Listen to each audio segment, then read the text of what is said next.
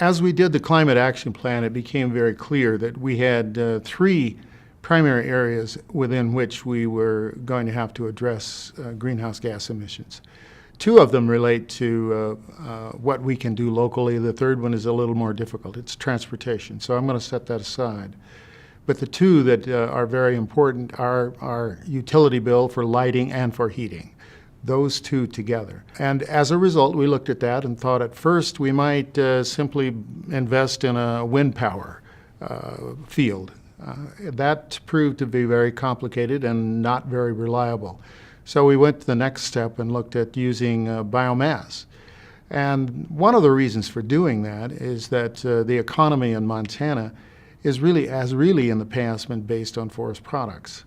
That has gone into decline in recent years, and we had a big closure of a forest products industry in Missoula, where the campus is located just recently. So if we could find a way to use wood chips and the leftover residue after logging has occurred, we could create more jobs and also help ourselves in the same process. And that's when we started looking around at a biomass converter.